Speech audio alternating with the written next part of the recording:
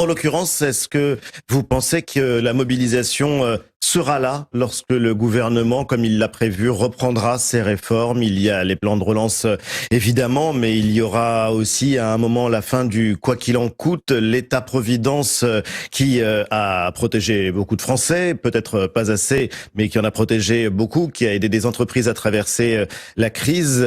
Ce temps-là va peut-être arriver à un terme. Il y a le projet sur les retraites qui va être discuté. Il y a la question de la réforme de l'assurance maladie. Vous pensez que la mobilisation sociale est à venir?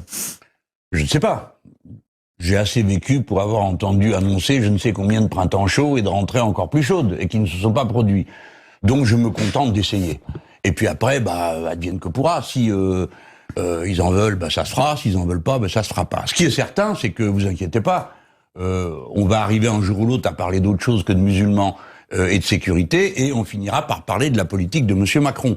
Et on dira qu'il a signé un papier qui est son programme pour la fin de son mandat et le suivant. Il a signé un papier. Il a écrit à la Commission européenne, oui, nous allons revenir aux 3% de déficit, oui, nous n'aurons pas plus de... Vous avez vu le papier ? Etc.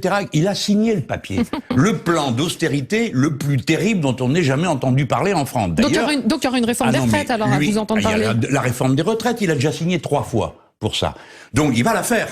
Peut-être pas juste là, mais je dis, je vais peut-être essayer le coup d'après, comme ça fera bien, et j'aurai un argument. Bon, alors, les gens choisiront en connaissance de cause. Et d'ailleurs, lui, il est moins béat que beaucoup de ses commentateurs, hein, parce qu'il a dit dans le Lot, là, il est allé, vous savez, à peu près à 50 km de l'endroit où j'étais la semaine d'avant, et il a dit j'aurai des décisions difficiles, peut-être que je pourrais pas me représenter, etc. Par pitié, représentez-vous, parce que lui, on aura de quoi dire. Si on nous en ramène encore un autre... représentez-vous? Mais écoutez, moi j'espère qu'il se présente, parce que celui-là, il aura un bilan, pourra dire voilà ce que vous êtes capable de faire, et puis voilà ce que vous avez prévu de faire. Tandis que sinon, on nous en sort un autre du chapeau, un autre petit Macron, qui est là, tous les autres sont allés souffler dans les voiles pour parler des voiles. Et puis, tout d'un coup, ça vous fait un type, on sait pas qui c'est, pouf, qui se fait élire président. Il reste très peu de temps, Françoise Fressoz. Vous pensez à qui, là? Je le sais pas, mais c'est le système qui l'invente. La dernière fois, Macron, il est arrivé au dernier moment. Là, ils vont peut-être en trouver un autre. Mais à chaque fois, ils en trouvent un. Dans tous les pays du monde, parce que voyez-vous, la différence avec d'autres, c'est que je voyage et je regarde.